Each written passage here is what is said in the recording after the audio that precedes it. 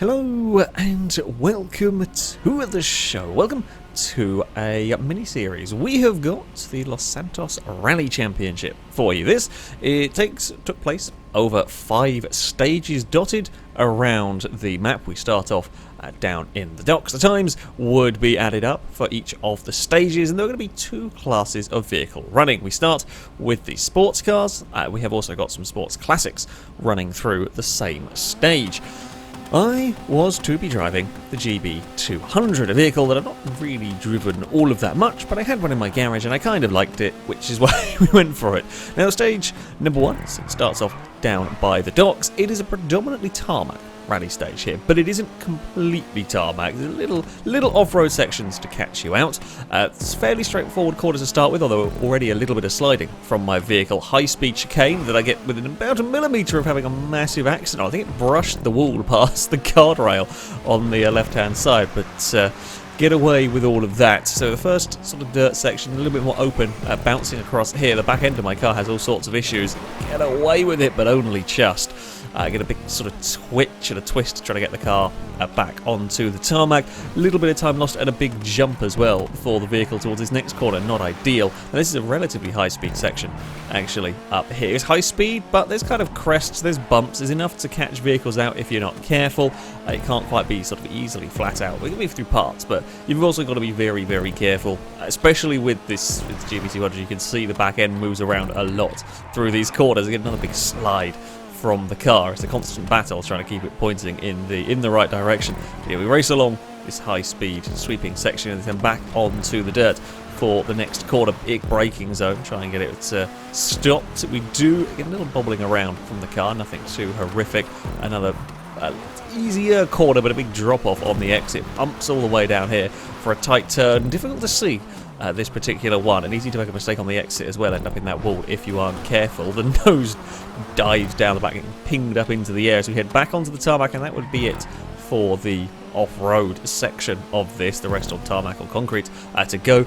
A little bit of top speed test all the way up over this hill. Make the most of the power. These vehicles were allowed to be modified any way you wanted, so you know, as many engine upgrades as you could on them. I think everything running the off-road tyres. They help a tiny bit apparently with I think they're less affected over bumps or something along those lines. Regardless, we all stuck them on the cars just for any little advantage you might be able to get. It's a little narrow through a couple of places here. We're back onto the main road now with a couple of corners to go, and it does get very narrow coming up. Another acceleration zone for the fast straight line speed cars to enjoy. A big stop towards this hairpin. I actually ran a little bit wide, but make it work. Then to the very narrow section down this footpath. You don't want to get it wrong and hit the wall. You also don't want to miss the braking point into the hairpin there. You end up in the firewall. You're going to have trouble. You'll be doing a 3-point turn, really. Just one more corner, well, 2 more corners to go, kind of one together depending on how you take it. This jump across the bridge, kind of aim it and bounce a little awkwardly on the landing, and it's across the line, the big gantry there being the finishing line, not the final checkpoint for filming and so on reasons, but that is a run through the first of the stages. So, after I was clear, we'd send the next car on the way. Pega driving the Tropos Rally. Now, there are 3 rear-wheel drive cars running amongst the sports vehicles, while predominantly all-wheel drive is going to be the way to go, of course, with the dirt stuff. I mean, the rear-wheel drive cars were still relatively fast. The Tropos here making it through the chicane, no problem. And on this stage, it wouldn't really make a huge amount of difference. Like a little bit, but it wouldn't be a crazy amount of difference. This nasty section would catch out the Tropos. Just too much speed. Did not quite position it correctly. It's a blind corner, so it is very difficult to see quite where you're aiming for. And plenty of commitment from the Lancia-like vehicle would end up in trouble. Okay, not the worst, not the biggest loss of time, and there are still plenty more stages to come to try and claw some of that time back, but it's just not particularly what you want. It's very late on the brakes into that hairpin. Again, you'll see a lot of like wiggling and twitching of the cars trying to get them stopped and turned down onto that narrow footpath. At full speed, that is a difficult little gap to try and aim the vehicles. However, having one little off, the rest of the run though was clean for the Tropos. Throwing across the bridge, almost ended up in the hay bale. The back end very nearly smacked that one, and it's across the line for the Impega.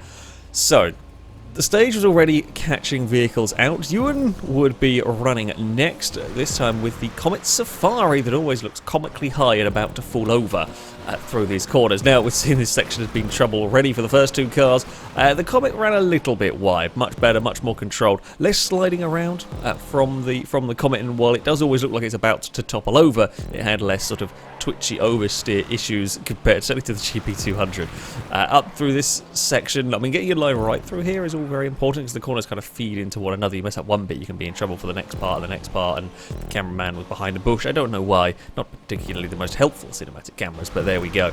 It's a great section when you get it right, it's a painful section when you get things wrong, and we saw plenty of cars running a little bit wide through here, but most importantly for the Comet Safari, it was nothing major would go wrong as it leaves the tarmac and is onto the dirt for the big break down towards the hairpin. Made sure to get that one stopped. There would be a second of the Tropos rallies. This one flying through the more technical section under the bridge. Gets it a little wrong, just kisses the wall on the outside and actually turns in a smidge too soon. Now these, they're going to cost you a little bit of time.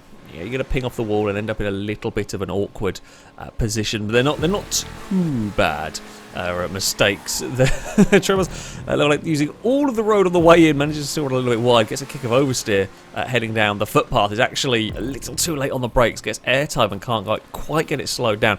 Incredibly lucky, that so easily could have ended up running too wide and have got stuck in the wall. A quick grab of the handbrake and it made it work. As we head up towards the bridge, the car flies across. Actually, it's a really, really nice landing on the kind of exit of that bridge, and it's across the line. A good run from the Tropos in all of that one.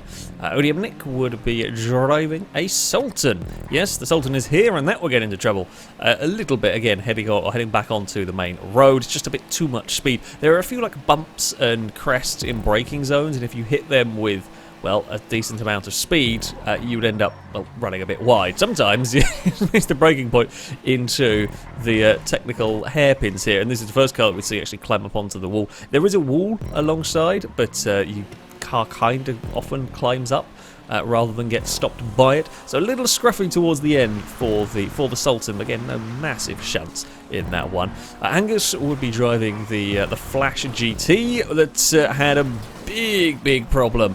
Same place we've been seeing issues for a number of cars already. The Flash actually went backwards over a crest. I think it cleared a wall. The actual wall that had crashed, or Pega had crashed into. This went backwards over, which is why you see it go back to get the checkpoint, because it got things a little bit wrong. Not really what you want to have happen at the the early stages of run, and you can see the Flash is having a bit of trouble up on this fast section. A little bit of alternate lines going on. No real time gained going up on the grass through here. It is, not where you want to position your vehicle, but after a little bit of an iffy start, a big bit of airtime for the Flash across this next couple of corners. The rest of the run would be on the much calmer side, the much safer side, and all of that. Bumpy would be driving the Kuruma. Again, one of the older of the, I guess, the rally vehicles running in this one. Not quite as old as the Sultan and everything, but still, we are up across this nasty dirt section, and it is not too bad for the Kuruma. Turns in a little bit too much, but it doesn't get pinged across. We saw the bumps that were launching the pink car around. We saw that's how the Flash ended up in trouble. The bump that nearly spun me would cause issues for the Kuruma. That has as many problems with the snappy oversteer as the GD200. The third and final of our rear-wheel drive cars, that would be Liam driving in the Sentinel Classic. A little bit more of an obscure vehicle in this one, but this is the sort of stage that would, again, likely work well for the Sentinels, for the Troposes. You've got to make the most of this one. You've got to run as quick as you can on tarmac stages, because when you get to the dirt, you're going to lose a little bit of time in that one. Now, the Sultan would make the mistake that I very nearly made in this one. Turned in a tiny bit too soon at that high-speed chicane, bounced off the inside wall, and then you get fired straight into the outside one. It's really easy to do at that sort of speed, but you're going to lose a little bit of time, but Liam got that going again. And finally, Danger Man will be the last of the sports cars to run through this first stage with the Sultan Classic. Again, one of the cars we knew was likely to be pretty damn fast through all of this, but not the easiest thing to drive. It was very quick in a straight line, but a bit of a pain to get through some of the corners. However, it would be a relatively clean run through stage number 1. Again, another car ends up in the outside wall. It's the outside wall through a couple of corners for that. However, it wouldn't be enough to stop the Sultan Classic going to the top of the leaderboard for the first stage. Level 8 will go to second with the Tropos ahead of Ewan's Comet Safari. The Flash would be fourth, a tiny little bit ahead of my GB200.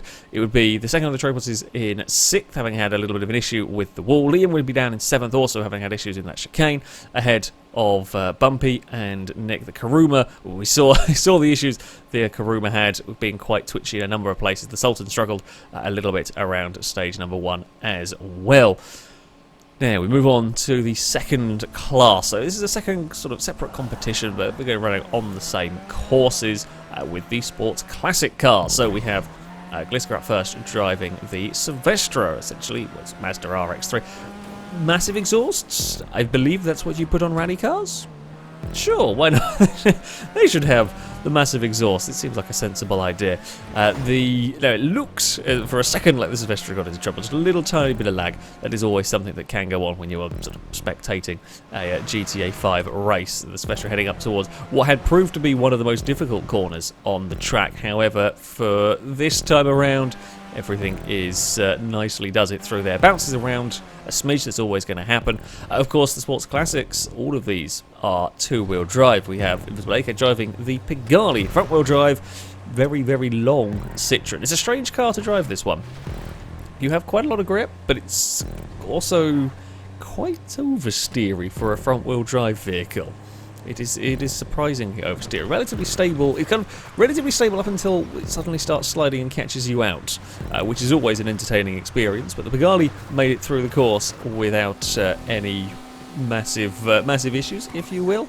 Lado would be driving the Retinue, the Escort-style rally car, and a little bit wide into the hairpin through all of that. Managed to make it turn, and again, big sideways moments, very very Escort-esque through the tarmac hairpin there. Just this bridge to negotiate, I don't know whether you'd call it a jump or a corner kind of combination, and it just throws the car across it. It was an incredibly spectacular way to make it. Could have gone disastrously, could have hit the hay bale and got into all sorts of trouble, but made it through. Hyper did get into trouble with the Zion Classic, got away with it though. It was very aggressive through that chicane and clipped the back of the car on the right hand side wall. That could have very easily spun the car or fired it into the trailers, however made it work. Bounces around a little bit. Again, that corner, one of the nastiest corners on the track, or proving to be.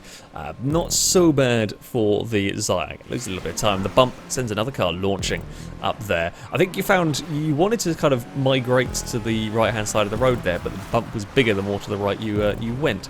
Blakey would be running in a Silvestre as well. Again, clean run up until this point, heading on to the dirt section up towards the horrible blind corner. This one, it's deceptively tight. You see Blakey turns in just a smidge too soon. Little correction. Again, you'll lose a tiny bit of time, but yeah, you know, not the worst thing in the world. It is a difficult turn to get right though, because you really don't see it. The replay cameras don't do it justice, just how difficult it is to position your car for the turn. Now, please note, Ollie will be driving a Pigali as well. These were probably the biggest vehicles, certainly Sports Classic, one of the biggest vehicles running in this in terms of sheer size, which did make them a little more difficult to negotiate some of the very technical sections. We saw it climbing up all over the wall, struggle actually to get around the hairpin. Front-wheel drive not quite so good for doing the old handbrake turn. You can't quite do the what Lado was doing with the Retinue through there. Head up towards the bridge for the Pigali, and it's much calmer across that and across the line for that vehicle. That car guy would be driving the Michelli GT, a car that I'd completely forgotten was in the game, I'll be honest with you, but it certainly looks the part, taking it nice and carefully across the dirt section, bouncing around. See the back of the car having some issues with all of that. Are we going to have some issues going up the hill? No, much more sensible actually from the Michelli. Gets it landed, gets it turned, and would carry on its way. A little bit too much across the dirt to launch it into the air, but nothing too bad. Stevie would be running with the 190Z, heading now down towards the sort of fiddly dirt section here. as we go. I said about the blind corner that is coming up here. So this turn here is flat out, it's fast, you run out a little bit wide through there, nothing too much of a problem, but the 190Z bobbles under brakes and can't get it stopped. It clipped the dirt, was a little too late, and is in trouble. Is in a lot of trouble. It cannot get climbed back up the hill. Actually has to go for a reset to get put back on top of the hill because it got stuck and couldn't. It then clipped a hay bale to make matters worse. Didn't quite roll over. We didn't have a roll on our first stage, but got too much airtime coming down the footpath bit. Got airtime when you want to get on the brakes, and it just can't stop because your wheels are in the air and ends up in the wall. Having to do a 3-point turn. Gliska would take victory. I mean, Silvestras were the way to go in stage 1. Gliska taking victory by a few seconds over Blakey. Then be a couple of seconds further back we would find Chris with the Pagani. It's in 2x2s for the top 4 positions. Hyper would get into 5th with the Zion Classic. Lado spectacular towards the end of that, but would only manage 6th with the retinue ahead of the Michelli, and well, we saw Stevie got into a lot of troubles getting it stuck down a ditch. Not what you want. So, the first stage, things had gone, I'd say, relatively smoothly for everybody. Stage 2, this was a tough one. It's all tarmac, yes, but it was going to be narrow and bumpy in places. So we start off towards the north of the city. We have some chicane-y turn 1, 2 little area. Now the roads around here, there are bumps to be worried about, and my car, the GB200, is one of the worst to be affected by this. I think the Kuruma was one of the other ones that was really, really badly affected by these. So it was a little sketchy trying to carry lots of speed. Of course, being a full tarmac stage, the speeds were going to be greater. This was there were very fast sections around here, and I was trying to play it safe. I was expecting there to be mistakes made, and really the theory, I wanted to play it a little safe. I didn't want to get myself into trouble. There were some very nasty, narrow chicanes around this course that you had to be very, very careful with threading your car through. They were big enough to fit the cars through, but you really, really had to slow down. And then there's big downhill braking zones, massive slide from the GB200, another chicane. Plus point of the oversteery twitchy car is you can really flick it through the chicanes, and it gets changed direction very, very well in that sort of thing. I mean, there's walls, there's little sort of sticky out bits of scenery. It's if you run wide in any of these corners, you're going to be in a lot of trouble here. There's no margin for error most parts of this circuit. This next corner is probably one of the few where you could get away with running wide, because there is some runoff area on the outside. There's a strip of grass, bit of footpath. You'll get away with all of that. Back down here, you run wide and you're going to clip a wall and have a big old problem. And as we run through here, it's all these little crests, every little bit you're worried is going to upset the back of the car, but you've got to be going quick through all of this, as we very nearly get into trouble again, just pulling the car up in time. Unfortunately, I ended up out of position slightly for one corner, and then that made me on a bit of a wonky line for the next part, which I couldn't stop the car in time. It just brushed the wall. It was enough to send it over. It was a relatively tame roll as far as rolls go as we head through the third and final of the hay bale horrible chicanes. It was the smallest clip on the wall, but it was at such an angle. I think it clipped the wing as well, which didn't help, just to sort of tip the car over. We're up onto one of the main roads, although quickly off of that one towards a nasty, nasty chicane that I carried a bit too much speed into. You want to be a little bit slower on the way into that one. Blast up towards another hairpin as around we go onto the road leads to the university, I think it is, up here. Now it's just acceleration, uphill acceleration test. Nasty acceleration zone here, bumpy oversteery corner for me at this final turn, and that is across the line, and that is the run for the GB200. A little unfortunate with a big tumble, a big roll for the car did not help.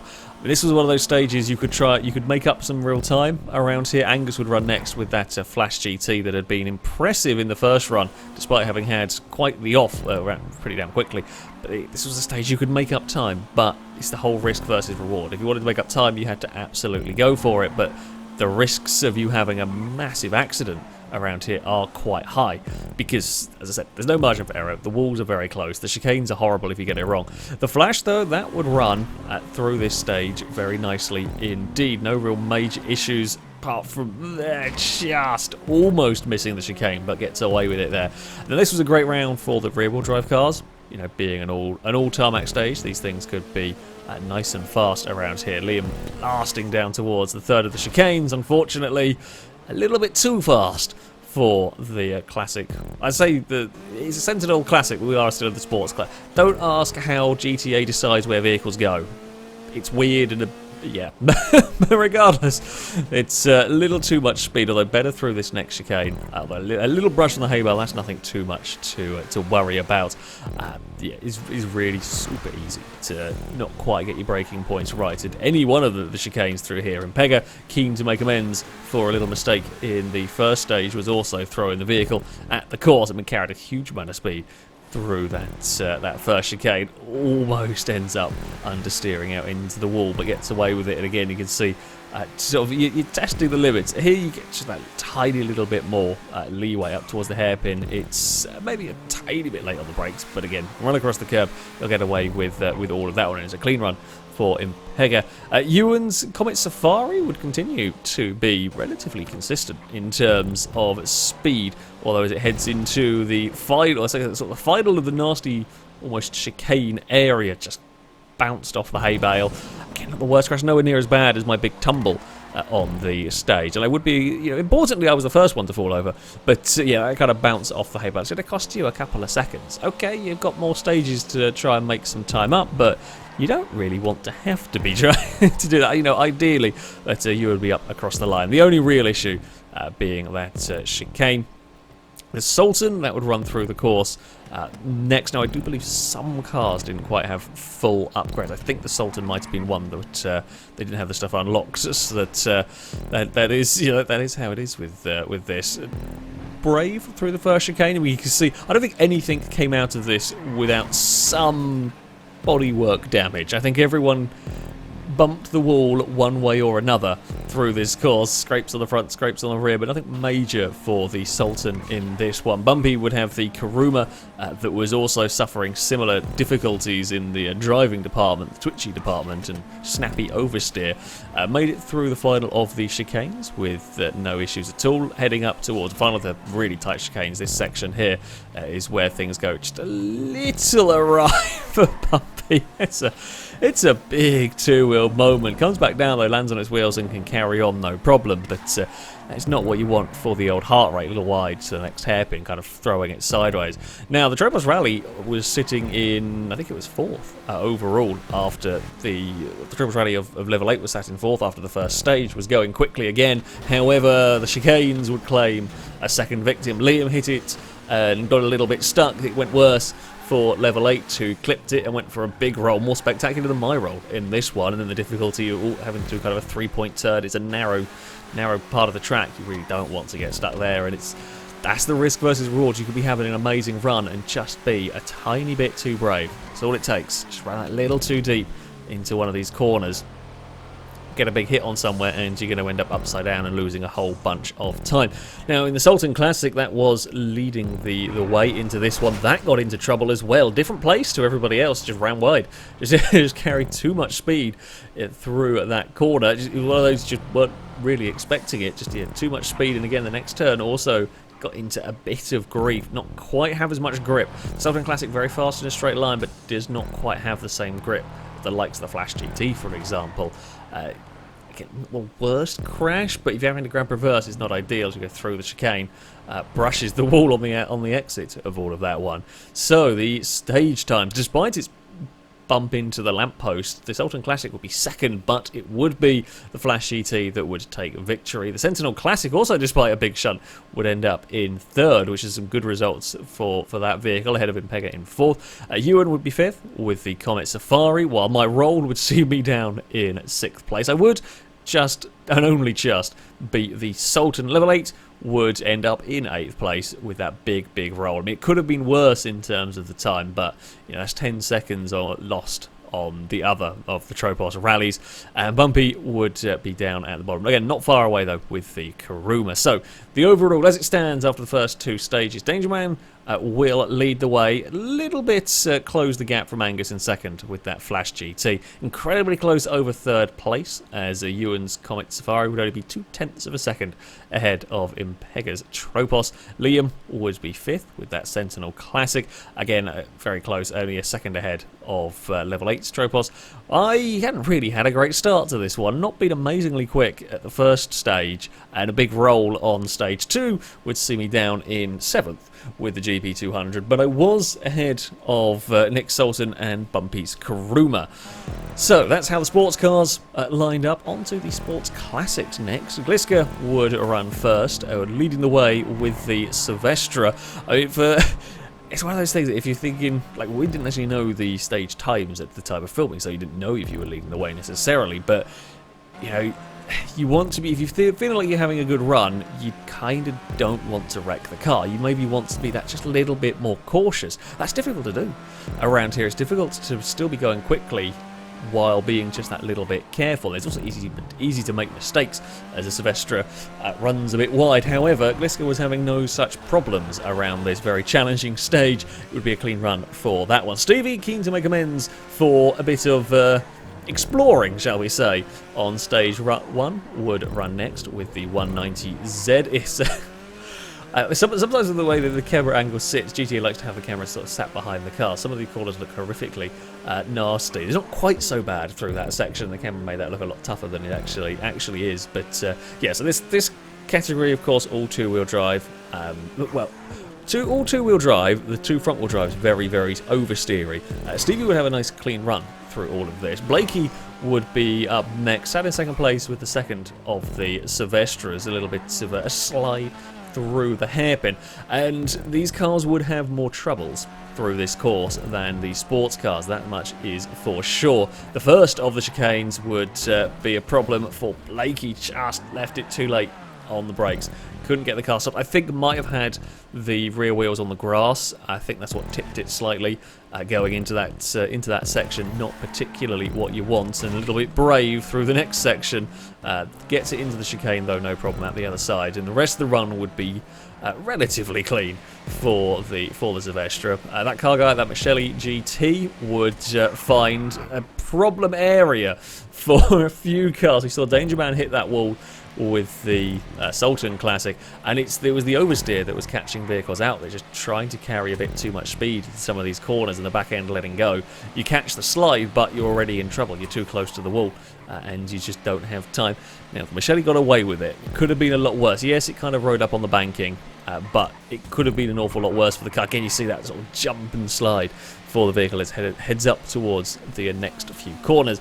Lado was having many troubles with a retinue that did not want to stay pointing in the direction it was supposed to be going. Yes, this thing was very slidey and very twitchy and very wiggly all the way down the hill. It's not what you need on a stage like this, more huge slides for the car. It was just not enjoying this particular track. Now, we saw the Michele up on the wall. The retinue was up there as well, and it puts it in trouble for the next section. It could have been worse for the car, but it's just big twitch after big twitch. What did make matters worse is a little bit of James May Award. That's not quite where the course goes. It wasn't a hairpin on that one, so some time lost from that. Hyper had the Zion Classic, probably my favourite looking of the cars. I do love the look of the Zion Classic. It's a wonderful looking vehicle, and that would find itself in trouble in a different location, a really awkward place to be spun. Thankfully gets away. I can sort of spin the car around, doesn't have to do it like an extra 3-point turn, but it's just a little, all it takes is a little too much speed. You just brush the hay bale on the inside of a corner, and it's going to ping you into trouble on such a narrow stage as this one. So yeah, maybe a fantastic looking car, this one. However, it's got a little bit wrong, more sliding from the vehicles as it heads up the hill there. It's tough. That final corner, it's deceptively tough, especially if your vehicle starts getting unhappy. The Pigalis, I mean, these things are pretty big, and it's for sure. Ollie driving the blue one would end up getting into trouble in the chicane there. I thought for a second it was going to get wedged. It would have been hilarious, not for them, not for driving, but it would have been very funny for the rest of us had it got wedged in the chicane. But yeah, a little bit too much speed, too much bravery, couldn't pull it up in time, and yeah, almost caused a roadblock, almost got it wedged. The rest of the run would be no problem, but it's that time lost from just that one little bit. Almost got the camera knocked off on the plant pot there. Second of the Pagalis would go next. Chris driving the red machine. The stage, probably one of the most difficult ones for the front-wheel drive, for the big front-wheel drive cars. They're often quite stable at some of the off-road stuff and some of the bumpier stuff, but it's trying to get it right through these, and Chris didn't. That was turned in a little bit too soon and pinged off the first of the hay bales. That will fire you into the second. You know, you've got to grab reverse, get it going again. Maybe not as bad as a big roll, but yeah, the chicanes were very, very tough. And as we move on to the results for Stage 2, it would be another 1-2 for the Silvestras.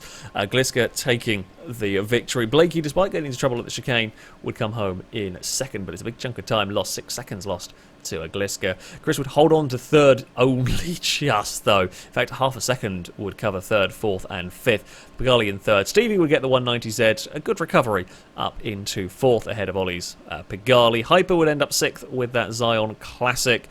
Unfortunate at the end. I mean, if it hadn't had that crash, it would have been third, pretty much. That was, yeah, a bit unfortunate. That car guy with the Michele down in seventh, and Lado had a unfortunate run, would end up at the bottom. So the overall table, it's a 9-second gap for Gliska up at the top. The Silvestras 1-2. The Pagalis in third and fourth. 4 seconds separate the pair of them. Chris 6 seconds down on Blakey's Silvestra. It's only a second back, though, to the Zion Classic of Hyper. Lado, after a good stage one, is still sat in sixth, but yeah, got a little bit stuck around the hills there. That car guy would be in seventh ahead of Stevie, trying to recover from a little bit of an excursion himself on stage one.